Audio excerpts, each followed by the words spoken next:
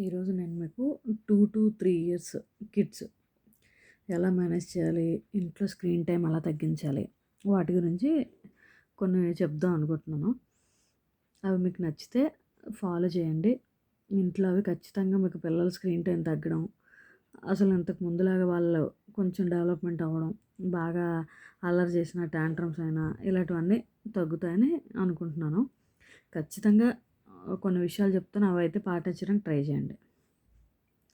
Number 1 ఏంటంటే, ఇంట్లో మనం ఏ పని చేసినా సరే, యాక్చువల్‌గా మన ఇంట్లో మార్నింగ్ లేవొచ్చిన దగ్గర నుంచి ఏ పని చేసినా పిల్లల్ని మనతో పాటు ఇంక్లూడ్ చేయాలి. అంటే మనం బ్రష్ చేసినప్పుడు వాళ్ళని కూడా బ్రష్ చేయమనడం, స్నానం చేసినప్పుడు వాళ్ళకి కూడా స్నానం చేపిచ్చడం. ఇలాగా లేచిన తర్వాత మనం పార్క్‌కి వాకింగ్ తీసుకెళ్తే వాళ్ళని కాసేపు వాకింగ్ తీసుకెళ్ళడం. ఇలాగ ప్రతి దానిలో వాళ్ళని ఇన్వాల్వ్ చేస్తే ఏమవుతుందంటే వాళ్ళకొక రొటీన్ ఏర్పడతది. ఆ రొటీన్‌లో వాళ్ళు రోజు చేసే స్క్రీన్ టైమ్ గాని అవన్నీ మర్చిపోయేలా హెల్ప్ అవుతది. ఇంకోటేంటంటే స్క్రీన్ టైమ్ అనేది ఈరోజు 10 మినిట్సే చూద్దాం, లేదంటే 5 మినిట్సే చూద్దాం అలా కట్ చేసి వాళ్ళకి అలవాటు చేయాలి. ప్రతిరోజు మనం ఈ టైం వరకు, ఈ టైం వరకు చూద్దామని ఒక టైమ్ లిమిట్ అనేది పెట్టండి. తర్వాత మనం ఏదైనా వర్క్ చేస్తున్నప్పుడు వాళ్ళకి కొన్ని బుక్స్ ఇచ్చి, ఆ బుక్స్ అన్ని జస్ట్ చూడమనండి అంతే. వాళ్ళు ఏం చేసినా చేయకపోయినా పర్లేదు గానీ వాటిలో బొమ్మలు చూడడం, లేపోతే వాళ్ళు ఇమాజిన్ చేసుకుంటారు. అవి కూడా ఒక రకమైన హెల్ప్ అవుతుంది.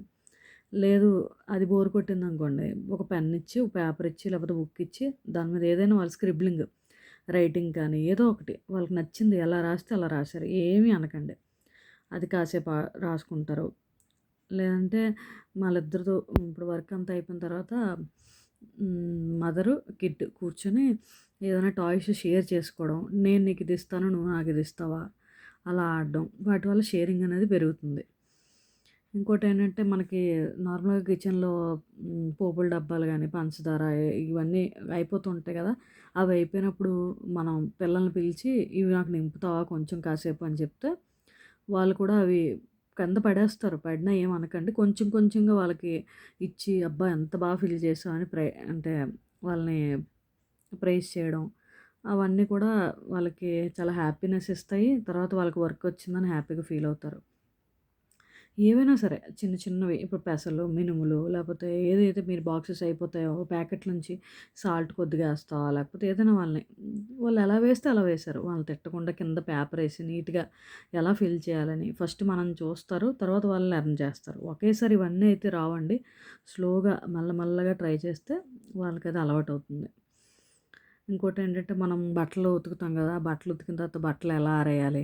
మనం ఆరేస్తాం. వాళ్ళు చిన్న చిన్న సాక్సెసు లేపోతే హ్యాండ్ కర్చీఫ్స్ అలాంటివి వాళ్ళకిస్తే వాళ్ళు కూడా ఆరేయడం నేర్చుకుంటారు.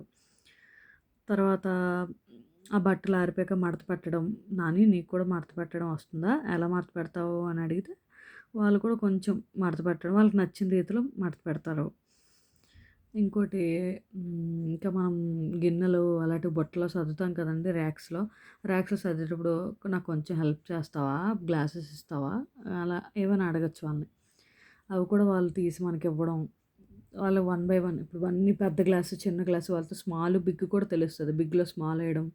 అలాగే లోపల డిషెస్‌లో అలా సర్దడం అనేది వాళ్ళు కూడా నేర్చుకుంటారు. ఇలాగ ఆల్టర్‌నేటివ్‌గా వాళ్ళకి బోర్ కొట్టకుండా ఏది మనం చేస్తే దానిలో ఒక 2 మినిట్స్ లేదా 1 మినిట్ లేకపోతే 50 సెకండ్స్ అయినా వాళ్ళని ఇన్వాల్వ్ చేస్తే వాళ్ళు మెల్లగా స్క్రీన్ టైమ్ అనేది తగ్గిపోతది.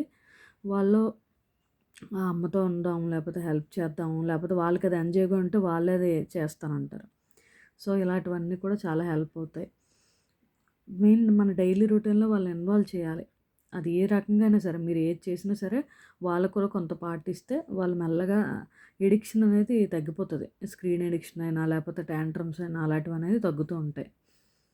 ఇంకోటేంటంటే నైట్ పడుకునేటప్పుడు మన స్టోరీస్ ఏమైనా చెప్తే వాళ్ళ స్టోరీస్ వింటూ ఇమాజిన్ చేసుకుంటారు. అలా కూడా పడుకునేటప్పుడు వాళ్ళకి ఫోన్‌లు మనం చూస్తే వాళ్ళు కూడా చూడాలనిపిస్తది. సో, ఆ ఫోన్‌లు అవాయిడ్ చేసి బుక్స్ తీయడం గానీ, లేపోతే వాళ్ళకేమైనా చిన్న చిన్న కథలు చెప్పడం, చందమామ కథలు, వాళ్ళు డైలీ రొటీన్‌వి ఏవో ఒకటి అలా చెప్తే అది కూడా హ్యాబిట్ అవుతది. అది కాకుండా మనం రైమ్స్ చెప్పడం, చిన్న చిన్న రైమ్స్ 'చిట్టి చిలకమ్మ', 'జానీ జానీ యస్ పాప' ఇలాంటివి కూడా మనం రోజు పాడుతూ ఉంటే వాళ్ళు కూడా మనతో సింగ్ చేస్తూ అవి నేర్చుకుంటారు. మెమరీ గేమ్స్ అని, తర్వాత బట్టల క్లిప్పులుంటాయి గదా! ఆ క్లిప్పులు పట్టుకొని వాళ్ళేదైనా ఈ మనం ఏదైనా కొంచెం క్రియేటివ్‌గా చేసి, వాళ్ళకి కూడా క్రియేటివ్‌గా చూపిస్తే వాళ్ళు కూడా అవి చేయడం నేర్చుకుంటారు. మన ఇంట్లో ఉన్న థింగ్స్ చాలండి. వీటికి బయట కొనక్కర్లేదు. వీటి కోసం డబ్బులు వేస్ట్ చేయక్కర్లేదు. కేవలం మన ఇంట్లో ఉన్న వాటితోనే మనం ఏదైనా ట్రై చేయొచ్చు కొత్తగా. ఇంకోటేంటంటే వాళ్ళకి అమ్మాయిలనుకోండి కిచెన్ సెట్ కొనొచ్చు. కిచెన్ సెట్ కొని అమ్మ ఎలా కుక్ చేస్తుందో వాళ్ళు కూడా మెల్లగా అలా కుక్ చేయడం స్టార్ట్ చేస్తారు. వాళ్ళకి స్టవ్ ఉంటుంది, ఆయిల్ ఉంటది. అలా వాళ్ళు చిన్న చిన్న వాటితోనే నాకు టీ ఇస్తావా? కాఫీ ఇస్తావా? అని అడిగితే వాళ్ళు కూడా ఊహించుకుంటూ ఇమాజినరీగా కిచెన్ సెట్‌లో చేసి మనకిస్తారు. సో, ఇలాంటివి చిన్న చిన్నవిలా కనబడతాయి గానీ, ఇవి చాలా హెల్ప్ అవుతాయండి. తెలియకుండా మనకు టైం కిల్ అవుతది. వాళ్ళు ఎంగేజ్ అవుతారు. వాళ్ళు దాన్ని ఎంజాయ్ చేస్తారు. ఇంకోటేంటంటే, మనం ఇల్లు సర్దేటప్పుడు వాళ్ళకి కూడా ఇలాగా మెస్సీగా ఉండకూడదు. క్లీన్‌గా పెట్టుకోవాలని చెప్పి బుక్స్ అన్నీ ఒక లైన్‌లో సర్దడం. వాళ్ళు కూడా వాళ్ళ బుక్స్, వాళ్ళ థింగ్స్ నీట్‌గా పెట్టుకోవడం నేర్చుకుంటారు. మనం ఏం చేస్తే అదే చేస్తారండి పిల్లలు. ఎప్పుడు కూడా మన మిర్రర్ అంటారు వాళ్ళు. మనం ఏం మాట్లాడితే అదే మాట్లాడతారు. మనం ఏది చేస్తే వాళ్ళు అదే చేస్తారు.